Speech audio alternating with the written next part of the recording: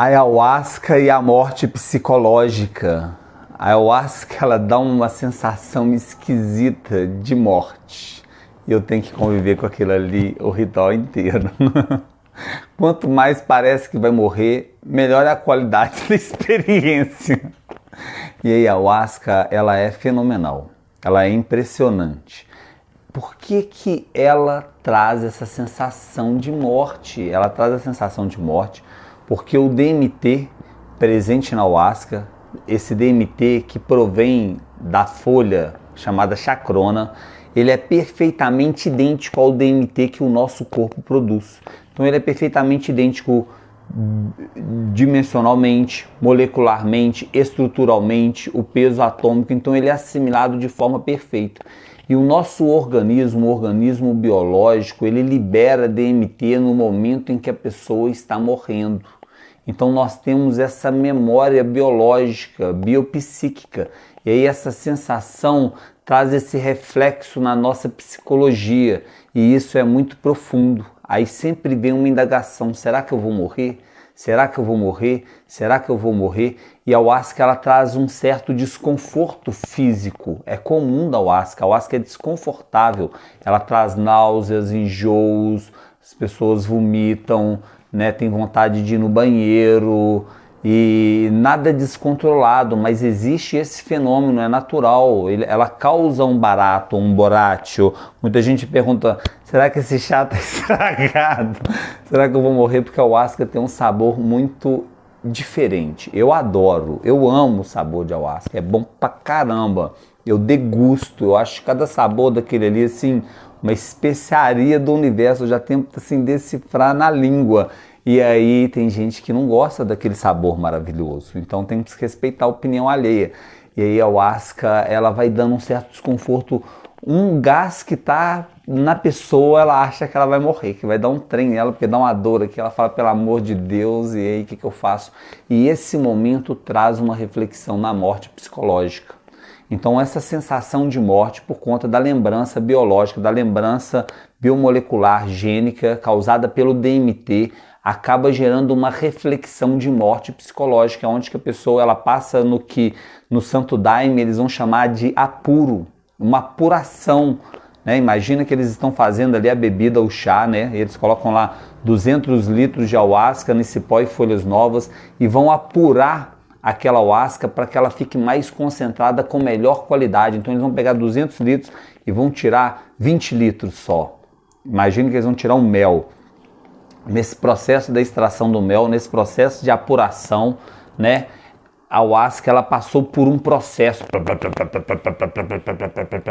E ela tá ali cozinhando ali na panela, aquela história toda, e muito fogo, e muita coisa acontecendo ali naquela panela. E nesse processo vai apurando. E assim acontece com a gente na força.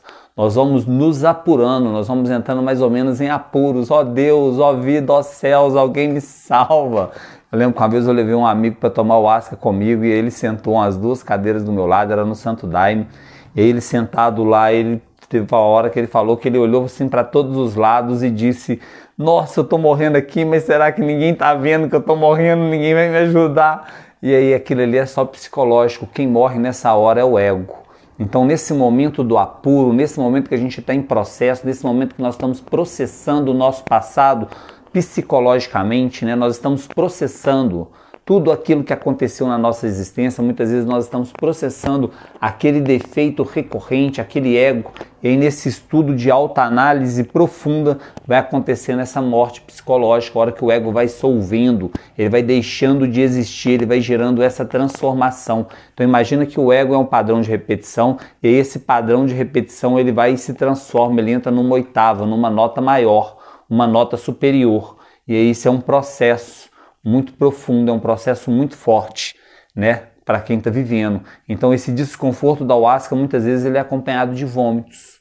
E aí a pessoa acaba que nesse processo de vomitar, depois dela já ter refletido, ter remoído tudo aquilo que ela está remoendo, né, a pessoa já está trazendo aquela ruminação já tem muitos anos. E aí a ayahuasca coloca ela, dá uma misturada, dá um embolo de ninho de gato ali e joga tudo para fora.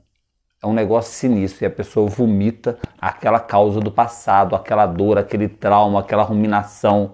A ayahuasca tem essa magia muito poderosa, que é o único desses psicodélicos clássicos que tem esse poder de transformação. E ela vai gerando essa transformação através dessa morte. Obviamente, no passado existiram muitas linhas que estudaram a morte do ego. As literaturas mais antigas do planeta Terra, que é a literatura védica, ela descreve bastante o fenômeno do ego. Ela já denomina o ego como Ahankara. Então tem um nome característico ali em sânscrito para essa energia. E Krishna fala no Bhagavad Gita, que é uma literatura que os Vaishnavas defendem que ela tem 5.350 anos em média de existência, né, que foi quando Krishna encarnou no planeta Terra. Eles acreditam, né, que Krishna esteve presente como a suprema personalidade de Deus, a suprema seidade cósmica, e Krishna trouxe alguns ensinamentos, entre eles um poema épico chamado a Bhagavad Gita, né, a canção de Bhagavan. Bhagavan, o Senhor Supremo, Bhagavan é o absoluto, absolutamente todas as coisas, e Krishna fala para o seu discípulo Arjuna: terra, água, fogo, ar, éter, mente, inteligência e falso ego. Essas são as minhas 8 energias materiais isoladas. E acima delas, ó Arjuna de braços poderosos, tem o superior, né, a consciência espiritual superior. E que o papel do ser espiritual, ele fala que é explorar esses outros elementos materiais. Então esse falso ego, ele é a camada mais sutil que envolve a nossa inteligência. É uma camada de percepção que nos engana de nós mesmos, né? Esse ego é um defeito psicológico, é mais ou menos o nosso demônio interno, é a nossa parte ruim, é o nosso equívoco, é o padrão de programa desnecessário, né? O ego está sempre descolocado no tempo e no espaço e está sempre promovendo algumas façanhas negativas pela vida. Lógico que existem os egos bonzinhos, mas o ego é esse padrão de recorrência, e a ayahuasca acaba te levando a um estudo profundo sobre a essência desse ego, sobre como que esse ego vem te fazendo tropeçar na vida, as dificuldades que ele vem te causando, as decisões equivocadas que esse ego vai tomando. E nesse estudo profundo, através desse enjoo, desse mal-estar, esse enjoo, esse mal-estar é mais ou menos, imagina que uma galinha dá uma pisadinha assim no pintinho, no filhotinho dela. Pé de galinha não mata pinto. Mamãe não mata filho. Então a ayahuasca é mais ou menos assim, ela só dá uma pisadinha, dá uma enforcadinha na gente, torce de um lado, torce de outro, expurga, põe para fora, sai por cima, sai por baixo, sai pelos lados, mas ela dá um jeito de te ajudar a estudar aquele defeito psicológico. Nem se ela dá uma raladinha do cidadão assim no chão, assim, fala: aprende, criatura, aprende, cabeça dura, aprende, cabeça dura. E aí esse processo profundo. A ayahuasca é essa consciência espiritual do eu, que tem a capacidade de se autoanalisar e perceber a camada mais sutil, que é a camada do ego. Quando a morte psicológica acontece, quando o ego solve, aí vem a luz que os orientais vão chamar da luz de Brahman, né? A luz do Espírito Santo de Deus, pois acredita que a essência divina, que é o Espírito Santo de Deus dentro de nós temos gotinhas desse Espírito Santo de Deus, essa essência divina, ela está engarrafada, enjaulada pelo nosso ego. E todas as vezes que nós conseguimos fazer uma revisão psicológica e solver o nosso defeito, nós vamos aperfeiçoando o nosso padrão, o nosso programa. Então o defeito é o efeito do feito mal feito, e quando ele fica desfeito, ele se transforma em perfeito. E assim é o mistério da vida. O ego, ele tem que se transformar em material de estudo, pois no ego tem uma memória de toda a sua vida. Muitas vezes a memória está codificada no ego. E o ego, ele vem reocorrendo, ele vem repetindo os seus padrões ao longo da existência. Então tem uma literatura que também vai falar do ego, que é o Yoga Sutra de Patanjali. Eu tenho uma aula sobre isso, tá no curso da essência do Tantra Branco. E aí eu vou explicar lá um pouco do conceito do Patanjali, e o Patanjali ele traz uma ideia de que esse sanskara, esse ego, esse defeito recorrente, nele nós conseguimos chegar a um estudo psicológico e ver as vidas passadas. Então Patanjali no Yoga Sutra ele fala: você quer conhecer as vidas passadas, estuda os seus sanskaras. Os sanskaras são os egos, naquela língua tamil ali daquele ser, né, que vem trazendo esse sutra, esse ensinamento. O ego também ele foi estudado pelo budismo, e o budismo acreditou que o ego era um agregado psicológico. Acreditou que o ego era um elemento subjetivo que agregou a psique pura. Então os budistas, nas meditações, nos estados de clarividências deles, eles perceberam que eles têm personagens psicológicos. Então se você tem algum personagem psicológico dentro da sua mente, pode ser que seja o ego. Esse personagem tem que ser bem estudado, bem analisado, né? Tem que ser contrabalanceado essa essência aí desse personagem. E aí esse personagem psicológico, o ego, ele tem que ser morto na ideia do budismo. Então eles chamam de a morte psicológica, a morte do ego. Tinha uma linha de monges de Santo Antão que quando um monge encontrava com outro, eles falavam: irmão, morrer temos. O outro respondia: e disso já sabemos. Morrer temos, e disso já sabemos. Morrer temos, e disso já sabemos. Morrer temos, e disso já sabemos. E aí esse era o saúdo, esse era o cumprimento, né? Então esse ego, ele pode ser morto através da autoanálise profunda, através da solvência, do relaxamento profundo, do relaxamento total. E esse relaxamento deve ser seguido de uma compreensão. Nós temos que extrair a consciência do ego, nós temos que roubar a consciência do ego. Quando você pega o seu ego, o seu monstrinho, o seu defeito psicológico, o seu demônio interior e estuda ele perde 50% das forças. Então só de você pegar o ego e estudar o ego, ele perde 50% das forças. Só de você observar o seu defeito, você fala: ó, tô de olho no senhor, ó, não apronta aqui não, senão eu te meto a mão. E aí o ego, ele perde a força de expressão. Então você quer fazer um estudo bom com o seu ego? Observa ele. Então toda vez que você vê que aquele ego que te faz errar no mesmo erro chegar, dá uma analisada. Ele vai perdendo força de expressão, não que ele vai perder todas as forças, às vezes ele é mais forte que você, mas você já tem uma possibilidade de conhecer, ele vai estudando a expressão dele, como que ele olha, como que ele vê, como que ele sente, como que ele expressa, qual é a emoção daquele ego, quais as caras, quais são as bocas, o tom, o timbre de voz, a expressão, a densidade. O ego tem que ser um estudo de um mosaico completo, né? No curso Seja Seu Próprio Terapeuta tem um estudo do ego, são mais que 20 aulas, estão fantásticas. Bora estudar lá. E aí, nessa ciência, nós podemos fazer essa morte do ego, matá-lo, desintegrá-lo, deixar de ser aquilo, dar a oportunidade daquela carcaça velha morrer, criatura. O passado é passado, passou, perdoa que trem lá, tá suave, perdão, já era, passou, fez parte da lição de vida. Aprendeu o que com isso? Aprendeu o que? Tá na dor ou tá na sabedoria? Quando você lembra daquela dor traumática do seu passado, você olha com ela extraindo sabedoria dela, ou você cai naquela dor toda hora e escandaliza? Você está na dor ou na sabedoria? E aí, busque estar na sabedoria, busque estar na consciência, busque estar na expressão da sua melhor versão. Vai extraindo conhecimento das partes mais densas do seu eu, vai extraindo conhecimento das partes mais brutas da sua caverna. Vai entrando lá, mas para ver e para vencer. E aí você tem que entrar como um observador neutro. É o estado de consciência profundo e verdadeiro para estudar o ego, chama observador neutro. O observador neutro se expressa no vazio iluminador. É o estado de presença que é agora, sem nada. Abandonando todas as cascas do caminho, todas as cascas, todo o passado, tudo que passou, volta para o agora, chama de desdobramento psicológico. O ego te puxa para o passado, você volta para o agora. Ele te puxa para a dor, você volta para o agora. Ele te puxa para a questão, você volta para o agora. Ele te puxa para a preocupação do futuro, você volta para o agora. Vai desdobrando do ego, é como se você jogasse um judô psicológico. Você vai soltando as amarras do ego e vai limpando o seu mundo psicológico para você ver as coisas com clareza, porque esse ego é como fumaça, ele está fumaçando a sua luz. A sua luz muitas vezes está condicionada ao ego. Imagina que a sua luz é a consciência pura. E aí dentro dessa luz, consciência pura, dessa fagulha do Espírito Santo de Deus, dessa fagulha de Brahman, né? Dentro dessa consciência pura, está ali expressando a sua essência divina. Só que essa consciência pura, ela está envolta num vidro, numa garrafa, num frasco.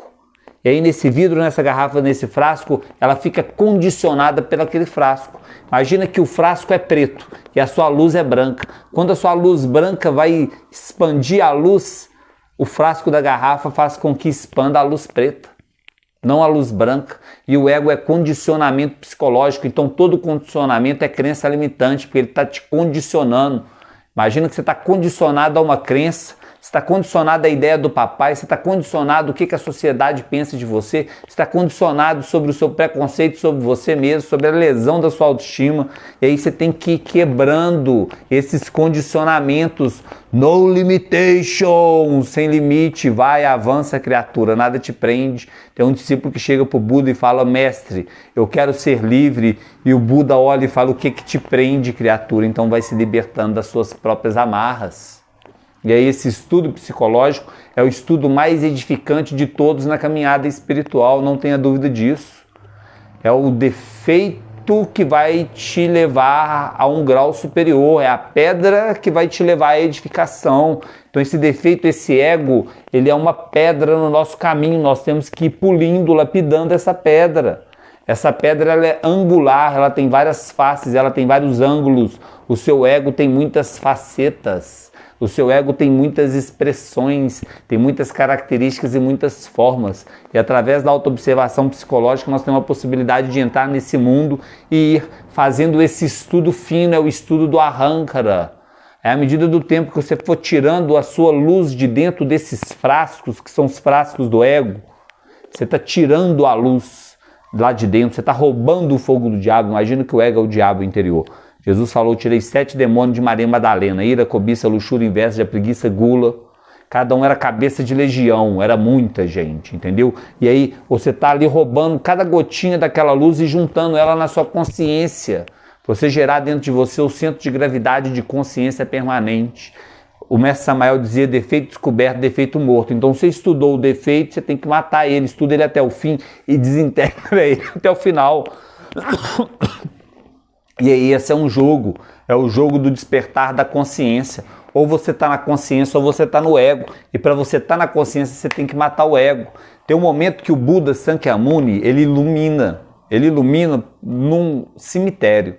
Ele chega no cemitério, imagina um cemitério indiano, aí tem lá o defunto deitado, um tanto de pilha de lenha, e os caras metem fogo na lenha, e o Buda estava meditando lá nessa cidade de Varanasi, conectadão, e os sacerdotes que estavam fazendo a cremação, os brahmanes místicos, eles estavam cantando um mantra: Narayana, Narayana, Narayana, chamando Narayana.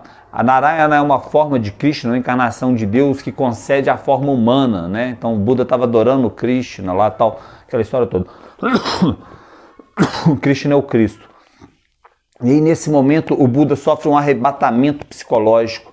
Ele transcende uma esfera, ele vai para uma esfera superior e entra num estado iluminado, que ele chama de Nirvana. Porque naquele mundo só tem luzes, só tem fractal. É um mundo que ele é espiritual, é a substância do Espírito Santo de Deus. É o que eu chamei lá atrás de mundo brahmínico, o mundo do Brahman. Os Vedas falam que quando se entra nesse lugar, os karmas, eles se resetam. Os karmas do passado são abandonados.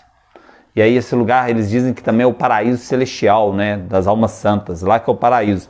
Aí o cara toma ayahuasca, passa pela morte psicológica, passa por tudo, passa pelo sofrimento, passa pela apuração, passa pelo arroxim, tem o arroxim também lá na linha do Santo Daime, tem a linha do arroxim, o cara passa pelo arroxo, fala: vou morrer, o cara passa na greta, passa no buraco da agulha, aí ele limpa o ego, faz o estudo psicológico, fez o estudo psicológico, solveu, morreu.